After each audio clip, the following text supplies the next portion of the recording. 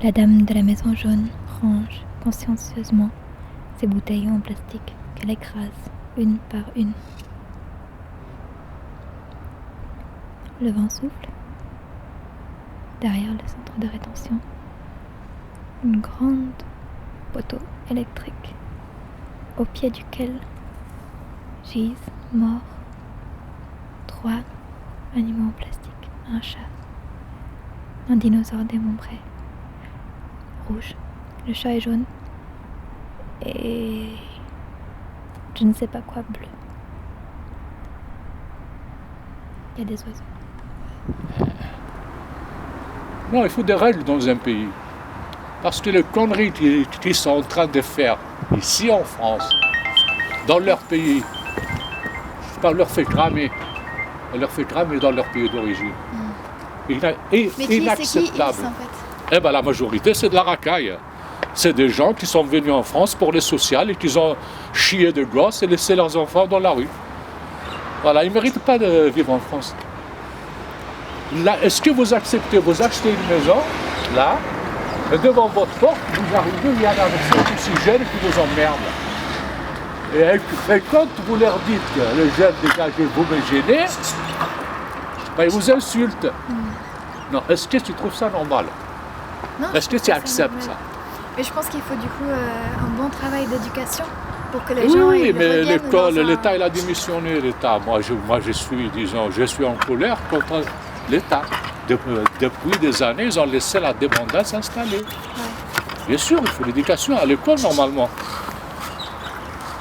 Je ne sais pas, l'éducation civique, moi, dans ma jeunesse, on l'apprend à l'école. Ouais. À l'école primaire. Il ne faut pas faire ci, il faut ça, il faut respecter les anciens.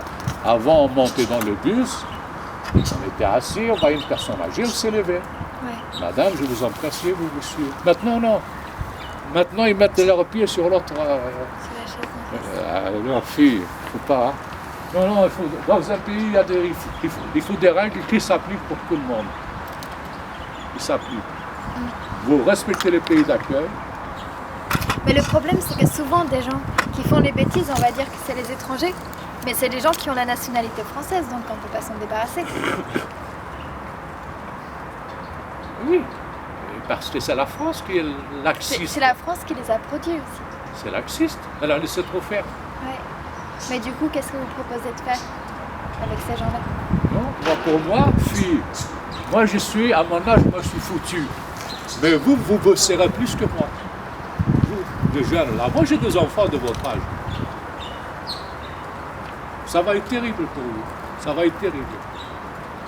S'ils laisseront la situation comme elle est actuelle, la débandade complète, non. Ça ne marchera pas. Pour moi, bonjour voisin, ça va? Peut-être moi je ne serai plus là, mais vous assisterez, il y aura une guerre civile en France. D'ici 15-20 ans.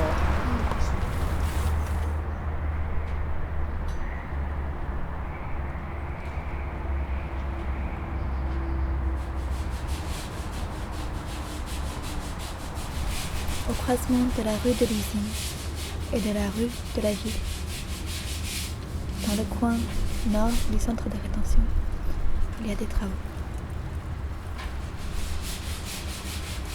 On recommence, on efface tout, on reconstruit. Que reste-t-il de la mémoire?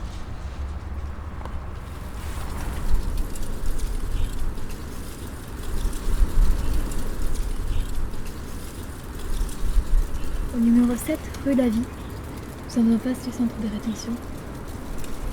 Volets barbelés. Les murs sont surmontés de bris de verre. Et des oiseaux en cage.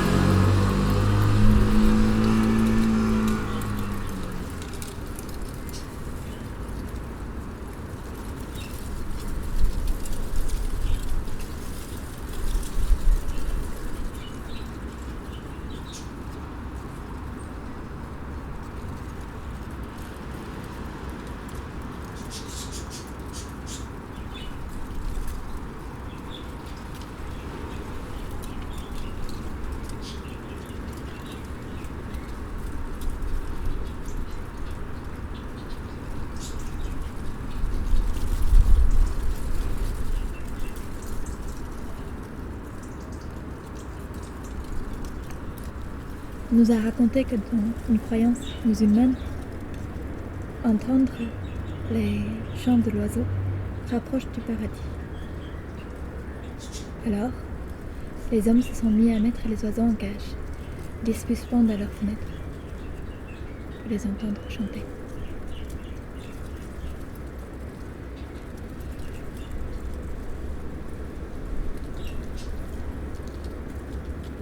Je ne sais pas si le chant du prisonnier rapproche du paradis.